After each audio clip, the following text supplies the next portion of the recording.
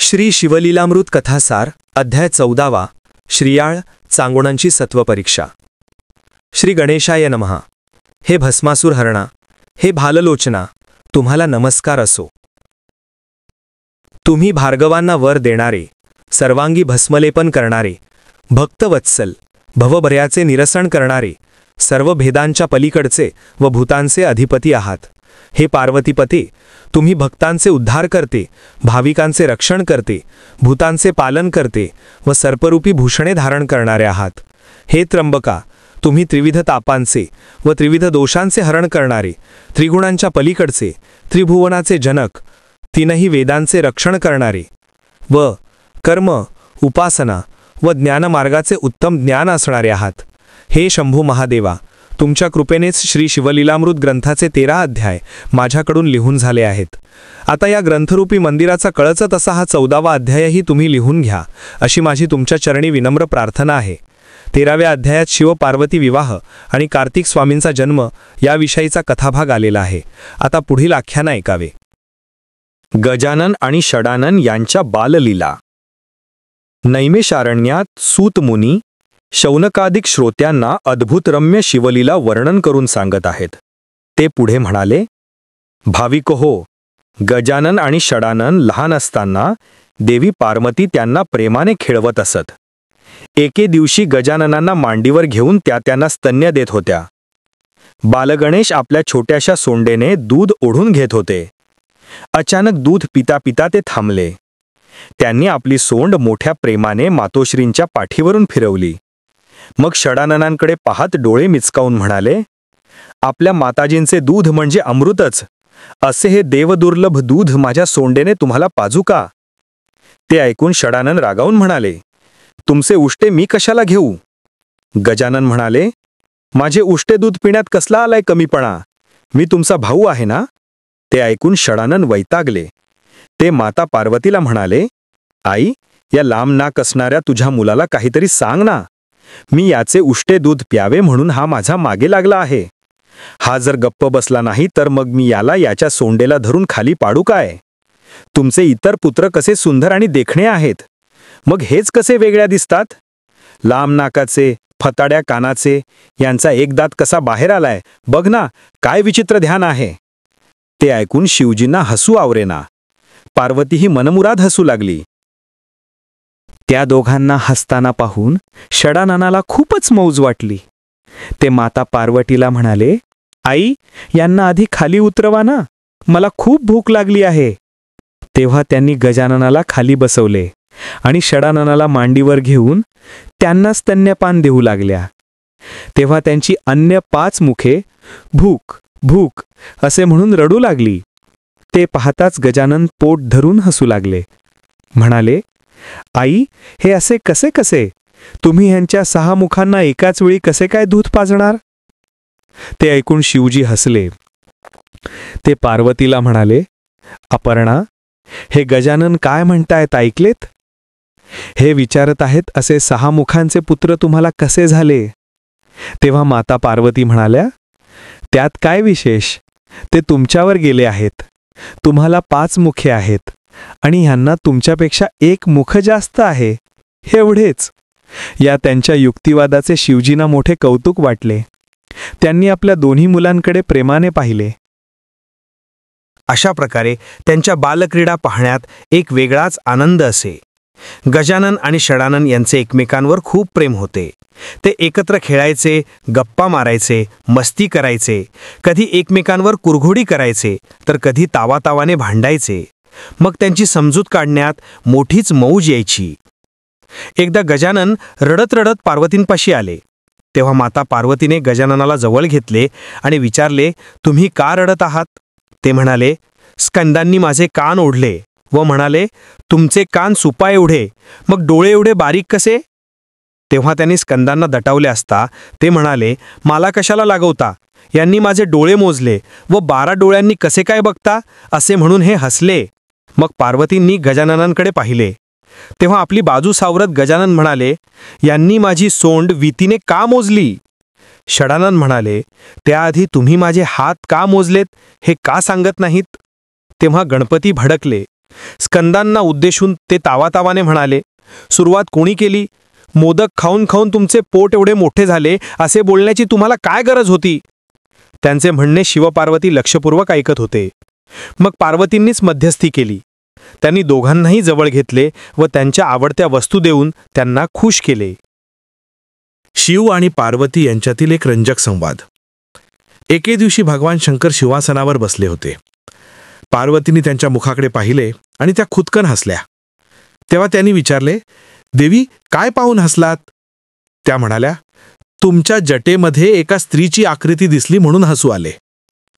ते म्हणाले, स्त्रीची आकृती आणि माझ्या जटेमध्ये? शक्यच नाही. माझ्या जटेमध्ये मी जल धारण केले आहे. त्यावर त्या म्हणाल्या, पण त्या जलामध्ये मला एका सुंदर स्त्रीचे मुख दिसत आहे. ते म्हणाले, अहो, ते मुख नाही, पाण्यातच फुललेले टवकवीत कमल आहे. तेच तुम्हाला मुखासारखे वाटत असेल. त्या म्हणाल्या, मग मला जो नीलवर्ण केशसंभार दिसत आहे तो कोणाचा? तेव्हा ते अस्वस्थ होऊन म्हणाले, तुम्ही भलत्या शंका घेऊ नका. ते मकरंदाच्या आशेने कमळावर आलेले कृष्णवर्ण भ्रमर आहेत. त्या म्हणाल्या, अहो, त्या कमळाला भुवयाही आहेत. त्या कशा काय? यावर ते म्हणाले, तुम्हाला दृष्टीभ्रंत झालेला नाही? जलतरंगांना भुवया का म्हणता? त्या म्हणाल्या, स्वामी, त्या कमळाला 2 मोठाले सुंदर नेत्रही आहेत. ते म्हणाले, अहो, ते डोळे नाहीत. कमळाभोवती जे पाणी आहे ना, त्यातील 2 मासे आहेत. आपल्या जटामुकुटातील गंगा मूर्तिमंत स्त्रीरूप धारण करून आहे हे शिवजी मान्य करत नव्हते. म्हणून त्यांना निरुत्तर करण्यासाठी पार्वती म्हणाल्या, अहो, त्या कमळाला कमंडालूसारखे 2 घाटदार स्तनही आहेत. ते कसे? ते म्हणाले, अपर्णा, मी माझ्या डोक्यावर गंगा धारण केलेली आहे. तिच्या काठावर बसलेल्या 2 चक्रवाक पक्ष्यांना तुम्ही स्तन समजत असाल तर त्याला मी काय करणार? पार्वतींच्या प्रत्येक प्रश्नाला शिवजींनी चोख प्रत्युत्तर दिले होते. तेव्हा त्यांच्याकडे कौतुकाने पाहत त्या म्हणाल्या, नाथ, तुमची लीला अनाकलनीय आहे. एकाचे अनेक करून दाखवणे तुम्हाला सहज जमते. तुम्ही ठोर आहात. तुमच्या पुढे सगळ्यांचीच मती कुंठित होते. म्हणून मुकाट्याने तुमचे पाय धरावे हेच उत्तम. शिवजी हरले, पार्वती जिंकल्या. त्यानंतर शिवपार्वती सारीपाट खेळू लागले. काही वेळाने तिथे ब्रह्मर्षी नारदांचे आगमन झाले. त्यांनी ब्रह्मवीणेचा झंकार करून शिवजींची स्तुती केली आणि त्या दोघांना वंदन करून एकाग्र चित्ताने त्यांचा खेळ पाहू लागले. मग दोघांना उद्देशून ते म्हणाले, नुसतेच काय खेळता? काहीतरी पण लावा, म्हणजे खेळाला रंगात येईल. ते मान्य करून उभयता पण लावून खेळू लागली. त्यात हरणाऱ्याने जिंकणाऱ्याला आपल्याकडची एक वस्तू द्यायची असे ठरले होते. पहिला डाव पार्वतींनी जिंकला. त्यांनी शिवजींकडून व्याघ्रांभर मागून घेतले. ते पाहून नारदमुनी मनोमन हसले. दुसरा डाव जिंकल्यावर त्यांनी शिवजींचे गजचर्म काढून घेतले. बघता बघता खेळ रंगात गेला आणि सातत्याने भवानींची सरशी होऊ लागली. त्यांनी प्रभूंची सर्व आयुधे व सर्व भूषणे हिरावून घेतली. एक कौपीन उरला होता, पण डाव जिंकून तोही मागून घेतला. पार्वतीने नंदींनाही जिंकून घेतले. अशा प्रकारे शिवजी दिगंबर झाले, अगदी सर्वस्व हरवून बसले. नारद मुनींना हसू आवरेना. ते म्हणाले, देवा, हे काय? एका नारीने तुम्हाला हरवले, तुमचे सर्वस्व हिरावून घेतले, तुमचा महिमा बुडाला. शेवटी सर्व जग मायेच्या अधीन आहे हेच खरे. तुम्ही गुणहीन, विकारहीन, अव्यक्त आहात. तुम्हाला कोण विचारत होते?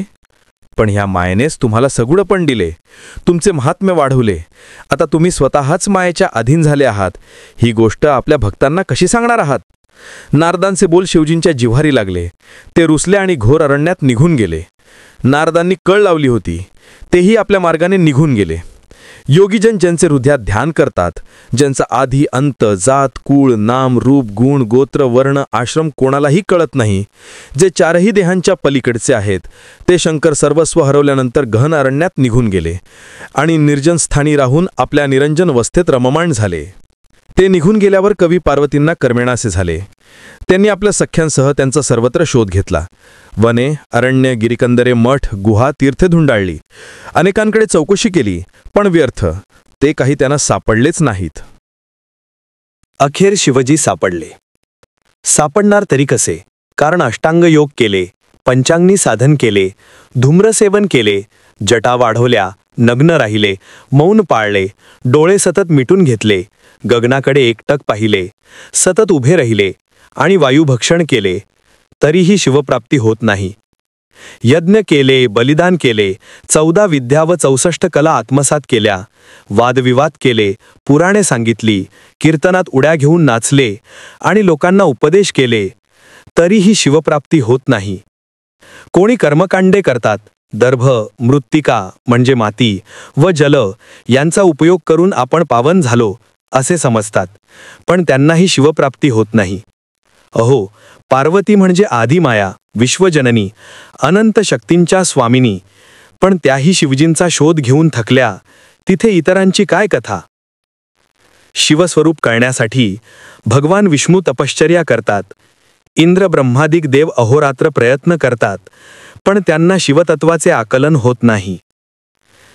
ऋग्वेदातील कर्णमार्ग, यजुर्वेदात ज्ञानमार्ग, अथर्ववेदातील उपासना मार्ग, सामवेदातील गायन, न्यायशास्त्रातील भेदविश्लेषण, मीमांसकांचा कर्ममार्ग, सांख्यांचे पुरुष प्रकृती विभाग, पतंजलीचा योग, व्याकरणातील शब्दज्ञान, वेदांत्यांची ब्रह्मविषयक नेती भूमिका, यापैकी कशानेही शिवस्वरूपाचे आकलन होत नाही. अशा प्रकारे जे साधनांना आणि वेदशास्त्रांना अगम्य आहेत, त्या शिवजींना हाक मारत जगदंबा पार्वती घोर अरण्यातून हिंडल्या. शेवटी थकून खागून सर्व अभिमान टाकून त्या शिवजींना शरण गेल्या आणि त्यांचे काम झाले. तत्वांचा शोध घेता घेता एकदम साक्षात्कार भावात असे घडले आणि त्यांना शिवजींचे दर्शन झाले. ते हिमालयातच एका गुप्तस्थानी राहत होते. पार्वतींनी पाहिले तेव्हा ते 15 नेत्र मिटून समाधीत निमग्न झाले होते. पार्वती विचार करू लागल्या, मी यांचा सर्वत्र शोध घेतला आणि हे महाशय सासऱ्यांकडे येऊन राहिले आहेत. आपण यांना जिंकून सर्वस्वहीन केले म्हणूनच हा प्रसंग ओढवला आहे. त्यामुळे आपण याच रूपाने यांच्या समोर गेलो तर हे रागावतील. अशा परिस्थितीत काय करावे म्हणजे आपला हेतू साध्य होईल. मग त्यांनी भिल्लिणीचे रूप धारण केले. त्या मोरपिसांची वस्त्रे नेसल्या. त्या रूपात त्या खूपच सुंदर आणि आकर्षक दिसत होत्या. त्या मंद मंद पावले टाकत शिवजींपाशी गेल्या. त्या समयी त्यांच्या पायातील पैंजणाचा मधुर ध्वनी त्या परिसरात निनादत होता. तिथे गेल्यावर अनंत ब्रह्मांडाच्या माळा गळ्यात मिरवणाऱ्या त्रिभुवन सुंदर पार्वती शिवजींसमोर नृत्य गायन करू लागल्या. त्यावेळी त्यांच्या भोवती अनंत शक्ती विराजित होत्या. त्यांचे नृत्य लाघव पाहून किन्नर आश्चर्यात पडले. वनचरांची तहानभूक हरपली. ते वैरभाव विसरून गायन ऐकण्यात तल्लीन झाले. जलप्रवाह थांबले, वाऱ्याची गती खुंटली, पक्षी देहभान विसरले, हरिणे स्तब्ध झाली, शेष डोलू लागले, देव भ्रमररूपाने त्यांच्या भोवती रुंजी घालू लागले. सूर्य दाहकता विसरला, चंद्र शीतलता विसरला आणि देवस्त्रिया त्यांच्याकडे कौतुकाने पाहू लागल्या. आदिजननींचे ते नृत्य लाघव इंद्र ब्रह्मादिक देवांनाही अनाकलनीय होते. नृत्य करणाऱ्या पार्वतीचा अंगसुगंध सारा आसमंत व्यापून टाकत होता. त्यांच्या दंतपंक्तींच्या तेजाने भूमीवरील खड्यांची दिव्य रत्ने होत होती. जिथे त्यांच्या पाऊलखुणा उमटत होत्या तिथे सुवासिक कमळे उमलत होती. त्यावर वसंत रुंजी घालत होता. त्यांच्या हातातील कंकणे व पायातील पैंजणे यांचा त्यांच्या नृत्य गतीनुसार मधुर झंकार होत होता. त्यांनी आपल्या पदलालित्याने साऱ्या विश्वालाच मोहिनी घातली होती. शिवजींनी डोळे उघडून पाहिले तेव्हा नृत्य गायन करणाऱ्या त्या भिल्लिणीचे अनुपम सौंदर्य पाहून ते अक्षरशः मोहित झाले. त्यांच्या नेत्रकटाक्षाने घायाळ झाले. त्यांच्या मनात त्यांच्याशी अंगसंग करण्याची तीव्र इच्छा निर्माण झाली. ते तप विसरले, ज्ञानसाधना विसरले. ते म्हणाले, हे सुंदरे, तुम्ही कोण आहात? कुठून आलात? तुमच्यासारख्या रूपवती आणि लावण्यवती त्रिभुवनात नाहीत. तुमच्याकडे कितीही पाहिले तरी डोळ्यांचे समाधान होत नाही. तुम्ही माझे मनोविश्वच व्यापून टाकले आहे आणि माझ्या मनात तुमच्या सहवासाची उत्कंठा दाटून आली आहे. मी तुमच्यावर अधीन झालो आहे. तुम्ही माझा स्वीकार करा. तेव्हा भिल्लीण म्हणाली, देवा, पार्वती या तुमच्या पत्नी आहेत. त्यांच्या सौंदर्याला उपमाच नाही. तसेच त्यांचे तुमच्यावर किती प्रेम आहे हे साऱ्या जगाला ठाऊक आहे. तरीही तुम्ही त्यांचा त्याग केलात. कैलास भुवन टाकून या घोर वनात येऊन बसलात आणि मी तर एक परस्त्री आहे हे जाणूनही माझा मोह धरलात. याचा अर्थ तुमचे मन तुमच्या स्वाधीन नाही. मग तुम्ही कसले तपस्वी? शिवजी म्हणाले, त्या पार्वतीचे नावही घेऊ नका. मी त्यांच्यावर रागावूनच इथे आलो आहे. मी त्यांच्या तोंडही पाहा इच्छित नाही. मी त्यांची स्वप्नातही आठवण काढत नाही. भिल्लीण म्हणाल्या, माझे पती अतिशय कोपिष्ट आहेत. मी तुमच्याशी बोलले एवढे जरी त्यांना कळले तरी संतापाच्या भरात ते त्रिभुवनाला जाळून टाकतील. शिवजी म्हणाले, त्यांच्या क्रोधाबद्दल मला काय सांगता? पार्वती किती पाषाण हृदयी आणि क्रोधी आहेत हे तुम्हाला माहिती आहे का? गेल्या जन्मात त्यांनी रागाच्या भरात दक्षयज्ञात उडी टाकून जीव दिला होता, आणि या जन्मात त्याही माल्यांच्या कन्या झालेल्या असल्या तरी त्यांचे पूर्वीचे गुण तसेच आहेत. त्यांच्या कपटाविषयी बोलायलाच नको. पत्नी असूनही त्यांनी माझ्याशी कपट केले. सारीपाट खेळताना सर्व डाव जिंकले तेही कपटाने. पण लावून माझे सर्वस्व हरण केले तेही कपटानेच. त्यांचा धूर्तपणा आणि कारस्थाने यांच्याविषयी जेवढे बोलावे तेवढे थोडेच आहे. भिल्लीण म्हणाली, पुरे झाली त्यांची निंदा. तुम्ही काय कमी कपटी आहेत? तुम्ही गंगेला जाता जाता लपवलेत, तिला उच्च पद दिलेत. भवानी बिचाऱ्या भोळा म्हणूनच ही तुमची लबाडी लक्षात येऊनही त्या गप्प बसल्यात. तरीही तुम्ही त्यांचा त्याग केलात. आता तपश्चर्येच्या निमित्ताने वनात आलाच आहात तर तपश्चर्येचा करा, कारण इथेही तुम्ही माझ्यासारख्या परस्त्रीच्या गळ्यात पडू पाहता हे तर तुमचे उघड कपट आहे. शिवजी म्हणाले, तुम्ही इतकी कठोर वचने मला का ऐकवत आहात? त्या पार्वतीचे उद्योग तुम्हाला माहीत नाहीत म्हणून तुम्ही त्यांची बाजू घेत आहात. पण ते बरोबर नाही. अहो, त्या वाटेल तशा वागतात. मनात आले तर सृष्टीची निर्मिती करतात, कंटाळल्या तर तीच सृष्टी मोडून टाकतात. शुंभ निशुंभादी दैत्यांना युद्ध करून कोणी मारले? त्यांनीच. त्या जरी इथे आल्या आणि मला लाख विनवण्या केल्या तरी मी कैलासाला परत जाणार नाही. मग जे व्हायचे असेल ते होवो. मी त्यांच्याशी बोलणारही नाही, पण तुमच्या वचनाधीन राहीन. तुम्ही न्याल तिकडे येईन. भिल्लीण म्हणाली, व्यर्थ बाता मारू नका. भवानींनी तुम्हाला 2दा वरले तरीही तुम्ही त्यांनाच दोष दिला. त्यांच्याकडे पाठ फिरवली. त्यांच्या पदरी एवढी उपेक्षा आली, तिथे माझा काय पाड? आता तर तुमचे सर्वस्व हरवले आहे. अशा परिस्थितीत तुम्ही माझा काय संभाळ करणार? मी निघते. बोलणे संपवून भिल्लीण तिथून निघाली. नृत्य गायन करत भराभर दूर जाऊ लागली. तेव्हा काय करावे हेच शिवजांना सुचेना. ते त्यांना आलिंगन देण्यासाठी धावले. अहो, थांबा, मला टाकून जाऊ नका. मला तुमचा मुखचंद्रमा दाखवा, मला वरमाला घाला, मी तुम्हाला कधीच टाकणार नाही, अशा हाका मारू लागले. भिल्लीण म्हणाली, ठीक आहे, तुम्ही माझ्या घरी या, मग मी तुमची कामिनी होईन. ते मान्य करून शिवजी त्यांच्या मागोमाग निघाले. भिल्लीणींनी त्यांना आपल्या नादी लावून कैलासावर नेले. तिथे सिंहासनावर बसवून त्यांची षोडशोपचाराने पूजा केली. त्यांच्या चरणांना वंदन करून त्यांच्या कंठात वरमाला घातली. मग भिल्लिणीचे रूप टाकून पार्वती मूळ रूपात प्रकट झाल्या. त्यांना पाहून शिवजी थक्कच झाले. आता भांडण मिटले होते. एकमेकांकडे पाहून दोघेही हसू लागले.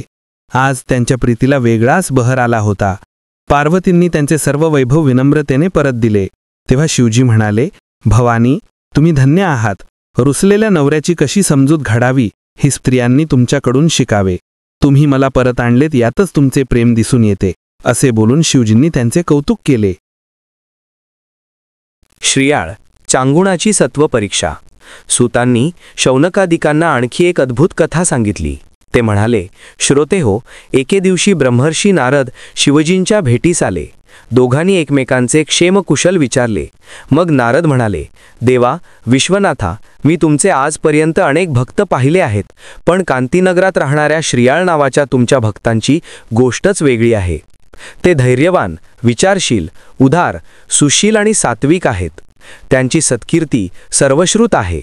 ते 10 वर्षांपासून अन्नसत्र घालत आहेत. ते तिथे येणाऱ्या प्रत्येक अतिथींचा सन्मान करतात, त्यांना इच्छाभोजन देतात. अतिथींनी एखादी दुर्लभ गोष्ट मागितली तरी हरप्रयत्नाने ती आणून देतात, अशी त्यांची ख्याती आहे. ते तुमचे मोठे भक्त आहेत. ते ऐकून शिवजींना श्रियाळांबद्दल कुतूहल वाटले. त्यांनी त्यांची परीक्षा पाहण्याचे ठरवले. नारद मुनी निघून गेल्यावर त्यांनी अतिशय घाणेरडे आणि उंगळवाणे रूप घेतले आणि दुसऱ्याच क्षणी श्रियाळाच्या द्वारी आले. तिथे मोठ्याने ओरडून म्हणाले, मला भूक लागली आहे. इच्छाभोजन देत असाल तरच आत बोलवा, नाहीतर मी तुमचे सत्वच घेऊन जातो. ते अतिथी खूपच कुरूप होते. मुद्राही रागीट होती. त्यांचे कठोर वचन ऐकून श्रियाळ व त्यांच्या पत्नी चांगुणा बाहेर आल्या. त्यांनी त्या अतिथींना सद्भावाने वंदन केले. त्यांना आदरानं घरात नेले. आसनावर बसून त्यांची पूजा केली. या अवधीत ते जी काही कटुवचने बोलले त्यांच्याकडे दुर्लक्ष केले आणि हात जोडून नम्रतेने म्हणाले, स्वामी, आपली काय इच्छा आहे? अतिथी, मला नरमांस खाऊ घाला. तुम्ही राजा आहात, श्रीमंत आहात, म्हणून माझी इच्छा पूर्ण करण्यासाठी एखाद्या चोराला धरून आणलं किंवा एखादा मनुष्य विकत आणून त्याचे मांस मला खायला घालाल तर ते मला अजिबात चालणार नाही, हे मी आधीच सांगून ठेवतो. चांगुणा म्हणाली, तुम्ही सांगाल तसेच करू. तुम्हाला हवे असल्यास मी माझे मांस देते. तेव्हा श्रियाळ म्हणाले, मी माझे मांस देतो. अतिथी म्हणाले, तुम्ही दोघे याचकांचे मायबाप आहात. तुम्हाला मारले तर अन्नछत्र कोण चालवेल? तेव्हा श्रियाळ म्हणाले, मग आम्ही काय करावे? अतिथी म्हणाले, तुम्हाला 5 वर्षाचे एक सुंदर पुत्र आहेत म्हणे. श्रियाळ म्हणाले, हो, त्याचे नाव चिलया आहे.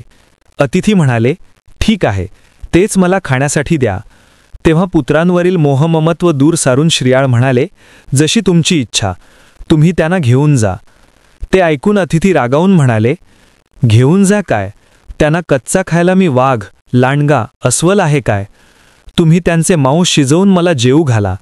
पण एक गोष्ट लक्षात ठेवा, हे करताना तुमच्यापैकी कोणीही पुत्रवियोगाने व्यथित होऊन रडले तर मी तात्काळ निघून जाईन आणि जाताना तुमचे सर्व सत्व, पुण्य, सत्कीर्ती आदी घेऊन जाईन. चांगुणांनी ते मान्य केले. त्या समयी चिल्या अंगणात खेळात होते. त्यांनी चिल्याला हाक मारली. त्या म्हणाल्या, बाळ, लवकर या बरे, हे अतिथी तुमच्यासाठी खोळंबले आहेत. त्यांची हाक ऐकून ते धावत आले. त्यांनी अतिथींना वंदन केले व मातोश्रींना म्हणाले, आई, काय झाले? चांगुणा म्हणाली, हे अतिथी नरमांस भोजनाची इच्छा धरून इथे आलेले आहेत. यांना तुमच्या मांसाचे भोजन हवे आहे. चिल्या म्हणाला, एवढेच ना, मी तयार आहे. सत्कर्यासाठी देह उपयोगी पडणे यासारखे भाग्य नाही. माझ्या मांसाच्या भोजनाने हे अतिथी तृप्त झाले तर भगवान शंकरांना परम संतोष वाटेल. ते ऐकून सांगुणांना आपल्या मुलाचे खूप कौतुक वाटले. त्यांनी त्यांना वात्सल्याने हृदयाशी धरले. तेव्हा ते म्हणाले, आई, मी पुन्हा तुमच्याच पोटी जन्म घेईन. ते ऐकून त्यांना अक्षरशः गैवरून आले. पण त्यांनी महत्प्रयासाने स्वतःला सावरले. माया ममता दूर सारली. चिल्यांना पाकशाळेत नेले. आपले मन वज्रासारखे कठोर करून त्यांचा शिरच्छेद केला. त्यावेळी आता आपला पुत्र राहिला नाही, निदान त्याचे मुखदर्शन तरी होत राहील असा विचार करून त्यांनी त्यांचे मस्तक एका बाजूला ठेवले व त्यांच्या शरीराचे मांस शिजवून त्या अतिथींना भोजनास बसण्याची विनंती केली. अतिथीरूप शिवजींनी ही गोष्ट आधीच जाणली होती, म्हणून ते रागाने निघून जाण्यासाठी उठले. ते पाहून श्रियाळ आणि चांगुणांनी त्यांचे पाय धरले व म्हणाले, महाराज, आमचा काय अपराध घडला? ते म्हणाले, तुम्ही मुलाचे मस्तक बाजूला काढून ठेवलेत, तेही शिजवून का वाढले नाही? त्यावर ती दोघे म्हणाली, स्वामी, रागवू नका. सेवेत प्रमाद घडला त्याबद्दल क्षमा करा. आम्ही मुलाचे मस्तकही शिजवतो, तरी कृपा करून आमचे सत्व राखा. अतिथी थांबले व म्हणाले, चांगुणा, पुत्रांचे मस्तक बाहेर घेऊन या. ते उखळात घालून माझ्या ते कतकांडा. पण हे करत असताना रडलात तर याद राख, पुत्रांना गमावलेच आहात. दुःखाने रडलात तर सत्वही घालवून बसाल. चांगुणाने तेही मान्य केले. त्यांनी चिलायाचे मस्तक अतिथींदेखत उखळात घातले आणि ते कांडू लागल्या. शिवजींनी त्यांची अधिक परीक्षा घेण्याचे ठरवले. म्हणाले, नुसते कांडू नका, एखादे मंगल आनंददायक गाणे म्हणा. मला तुमच्या मुखावर जराही खंत दिसता कामा नये, अन्यथा मी निघून जाईन. आधी स्वहस्ते पुत्रांचा शिरच्छेद, मग त्यांचे मांस शिजवणे, त्यात भर म्हणून त्यांचे मस्तक उखळात घालून कुटणे. एकापेक्षा एक महाभयंकर आघात, तेही एका विद्रूप अतिथींची विकृत इच्छा पुरवण्यासाठी. चांगुणाच्या जागी दुसरी कुणी माता असती तर या कल्पनेनेच गतप्राण झाली असती. पण सेवाव्रताचा वसा घेतलेल्या चांगुणाने तेही मान्य केले. पुत्राचे मस्तक काढताना त्या गाणे म्हणू लागल्या. त्याचा भावनात्मक आशय असा होता, वत्स, तुम्ही किती गुणवान, सुकुमार व सुशील होतात. तुमचे सोहास्य, तुमचे कमळासारखे डोळे बघून मनाला आनंद वाटायचा. माझ्या उदरी येऊन तुम्ही मला धन्य केलेत.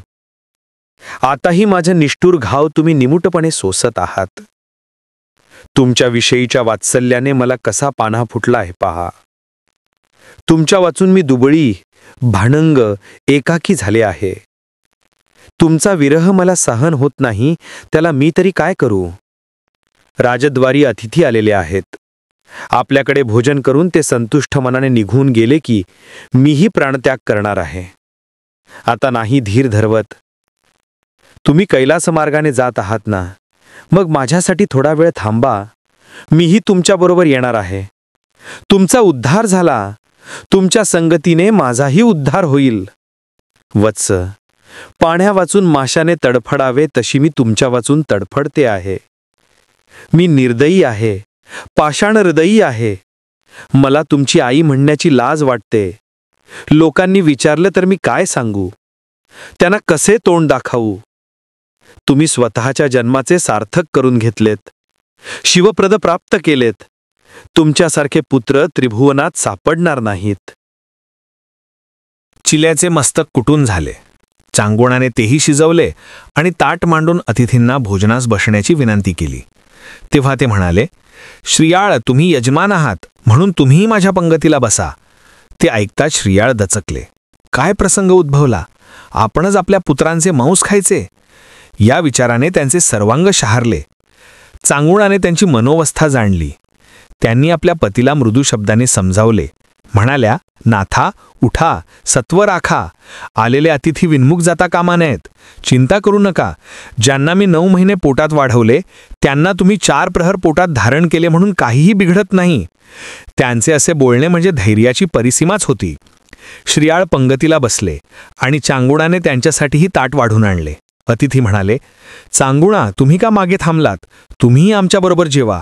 मग त्याही जेवायला बसल्या. तेवढ्यात त्या अतिथींना काय वाटले कोणास ठाऊक. ते म्हणाले, मी तुमच्या घरी अन्न घेणार नाही. तुम्ही निपुत्रिक आहात आणि निपुत्रिकाचे तोंडही पाहू नये असे म्हणतात. मग इथे अन्न कोण घेईल? दिव्याशिवाय घर, नाकाशिवाय मुख, दृष्टीशिवाय डोळे, फळांशिवाय वृक्ष जसा निरर्थक, तसे पुत्रा वाचून तुमचे घर शून्यवत आहे. ते ऐकताच श्रियाळ आणि चांगुणा यांचा कंठ दाटून आला. अतिथी विन्मुख जाणार या कल्पनेने ती दोघे व्यथित झाली. चांगुणा म्हणाल्या, आम्हाला एक पुत्र होते, तेही तुम्हाला अर्पण केले. त्यांचे मांस रांधून वाढले. आता निपुत्रिक म्हणून उपेक्षा करून वाढलेले अन्न नको म्हणता. याला काय म्हणावे? असा किती अंत पाहणार आहात? त्या समयी त्यांच्या धैर्याचा बांध पार फुटून गेला होता. त्या गहीवरून रडू लागल्या. म्हणाल्या, हे शंभुदेवा, आता मी काय करू? माझे सत्व बुडाले. माझ्या पुत्रांचे बलिदान व्यर्थ ठरले. आमचा निर्वंश झाला. आता माझ्या चिलयांना मी कधीच पाहू शकणार नाही. त्या समयी त्यांनी केलेला तो आक्रोश पाहून त्या कठोर अतिथींच्या डोळ्यांतूनही अश्रुधारा वाहू लागल्या. ही बातमी वाऱ्यासारखी सर्व नगरात पसरली. चिलया बाळांची आठवण काढून लोक शोक करू लागले. त्या समयी देवांनीही आकाशात दाटी केली होती. त्यांनी चांगुणांच्या धैर्याचे व सत्वशील वृत्तीचे मनपूर्वक कौतुक केले. त्यावेळी प्रसन्न झालेले कैलासनाथ त्यांना काय वरदान देतात याचीच त्यांना उत्कंठा लागली होती. अतिथी म्हणाले, चांगुणा, तुम्ही धन्य आहात. तुमच्या सेवेने मी प्रसन्न झालो आहे. तरी तुम्हाला जे प्रिय असेल ते मागून घ्या. चांगुणांनी हे अतिथी रूपाने आलेले कोणी महापुरुष आहेत हे ओळखले. त्या म्हणाल्या, महाराज, लोक मला निपुत्रिक म्हणून हिणवतील. ते मला सहन होणार नाही. कृपा करून हा कलंक धुवून काढा. ते म्हणाले, एवढेच ना? तुम्ही चिल्ह्यांना हाक मारून बोलवा, ते लगेच धावत येतील.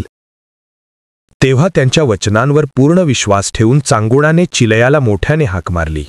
म्हणाल्या, चिलया, तुम्ही कुठे खेळत आहात? लवकर या बरे. हे अतिथी जेवायचे थांबले आहेत आणि कधी एकदा तुम्हाला पाहते असे मलाही झाले आहे. त्यांनी पुन्हा हाक मारली तर काय आश्चर्य, त्यांचे पुत्र धावत धावत घरात आले. त्या समयी त्यांना पाहून चांगुणाला आनंदाश्रू अनावर झाले. त्यांनी चिलयाला हृदयाशी धरले. श्रियाळही प्रेमाने पाहू लागले आणि त्याच क्षणी अतिथी रूप टाकून भगवान शंकर तिथे प्रत्यक्ष प्रकट झाले. त्यांनी आपल्या 10 हातांनी चिलयांना आलिंगन दिले. त्यावेळी त्यांच्या 5ही मुखांवर निरतिशय प्रसन्नता दिसत होती. त्यांनी चिलयाला आपल्या मांडीवर बसवले आणि आपला वरदहस्त त्याच्या मस्तकावरून फिरवला. श्रियाळ आणि चांगुणा यांचा आनंद काय वर्णन करावा. समोर आपले आराध्य दैवत पाहून त्या दोघांनी त्यांच्या चरणांवर लोळण घेतली.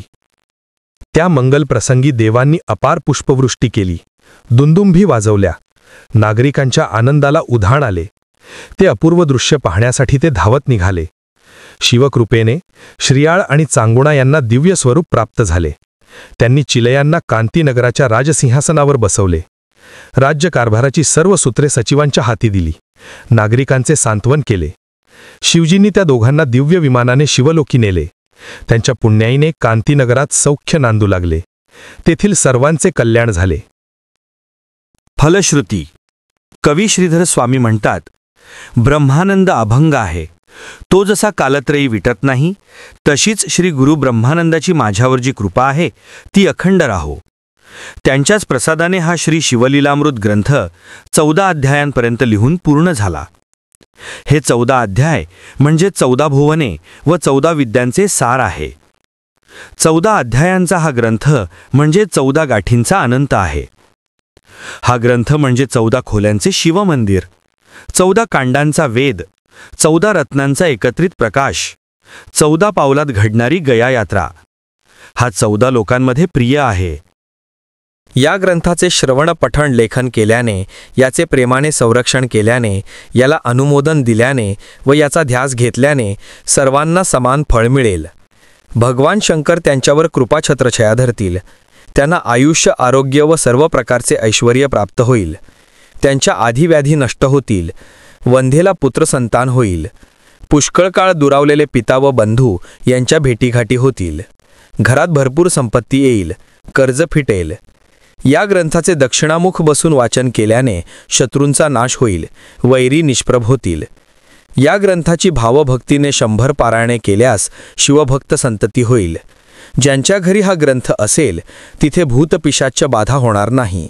या ग्रंथाचे 3 महिने नित्य वाचन केल्याने सर्व संकटाचे निरसन होईल. या ग्रंथाचे वाचन करून तशी प्रत्यक्ष प्रचिती घ्यावी. या ग्रंथाची सोमवारी पूजा करावी. भगवान शंकरांना आपले घराणे सांगून अध्याय वाचण्यास सुरुवात करावी. प्रदोष काळ व शिवरात्रीस शुचिरभूत होऊन शयन करावे. शिवजी स्वप्नात येऊन स्वतः मार्गदर्शन करतील. येणाऱ्या सर्व संकटांचे निवारण करतील. प्रत्येक अध्यायाची फलश्रुती वेगळी सांगितलीच आहे. अवतरणिका. या ग्रंथाच्या पहिल्या अध्यायात मंगलाचरणात शिवस्तुती केलेली आहे.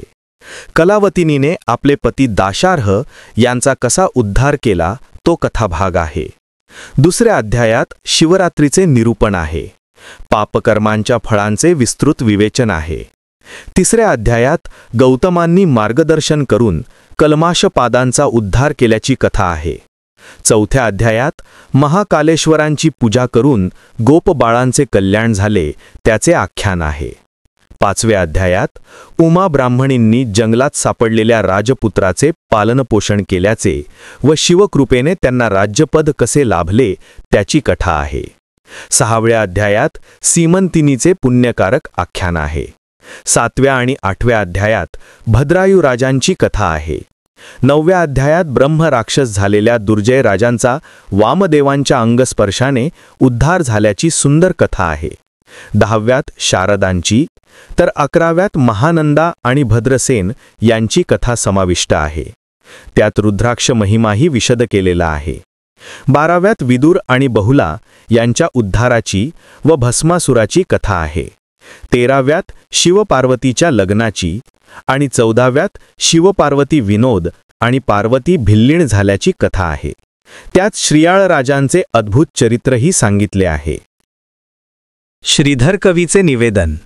कवी श्रीधर म्हणतात, श्रीगुरु ब्रह्मानंदांचा कृपाप्रसाद लाभलेला हा त्यांचा शिष्य आनंद संप्रदायाचा आहे. क्षीरसागरात वास करणाऱ्या भगवान विष्णूंनी सर्वप्रथम ब्रह्मदेवांना ज्ञानोपदेश केला. त्यांच्यापासून अत्री ऋषी, दत्तात्रेय, सदानंद, रामानंद, अमलानंद, ब्रह्मानंद, कल्याण इथे राहणारे, सहजानंद, पूर्णानंद, दत्तानंद, ब्रह्मानंद या गुरुशिष्य परंपरेने त्या ज्ञानाचा प्रचार आणि प्रसार झाला. या परंपरेतील दत्तानंद हे माझे आजोबा. ब्रह्मानंद पंढरपुराच्या नैऋत्येस 4 योजनांवर वसलेल्या नाझरे गावी राहत असत. ते सरकारी लेखनकार्य करायचे. सावित्री या त्यांच्या पत्नी. हे ब्रह्मानंदच माझे पिता व गुरु होत. पुढे ते पंढरपुरास गेले. तिथे विधिवत संन्यास दीक्षा घेतली. तिथेच त्यांची समाधी आहे. श्री शिवलीलामृत हा ग्रंथ ब्रह्मकमंडलूच्या तीरावर वसलेल्या बारामतीस फाल्गुन पौर्णिमा शके 1640 रोजी विलंबी नाम संवत्सरात लिहून पूर्ण झाला. हे शंभू महादेवा, तुम्ही अपर्णांचे जीवन आहात. तुम्ही कर्पूर गौर आहात. ब्रह्मानंद स्वरूप आहात. जगाचे उद्धार करते आहात. अक्षय आहात. दयानिधी आहात. हे शिवप्रभो, हे उमानाथा, तुमचा जय जयकार असो. तुमच्या अद्भुत लीलांचे वर्णन असलेला हा 14 अध्यायांचा ग्रंथ तुमच्याच कृपेने लिहून पूर्ण झाला आहे. हा मी तुम्हालाच अर्पण करतो. स्कंदपुराणातील ब्रह्मोत्तर खंडात असलेल्या श्री शिवलीलामृत या महान ग्रंथाचा हा 14वा अध्याय अतिशय गोड आहे. हा संत सज्जनांनी नित्य श्रवण पठण करावा. श्री सांब सदाशिवार्पणमस्तु. व्हिडिओ आवडल्यास व्हिडिओला लाईक, शेअर, कॉमेंट आणि सबस्क्राईब करा. शेजारील बेल आयकनचे बटन प्रेस करा म्हणजे तुम्हाला माझ्या नवीन येणाऱ्या सर्व व्हिडिओचे नोटिफिकेशन मिळेल. व्हिडिओ बघितल्याबद्दल धन्यवाद.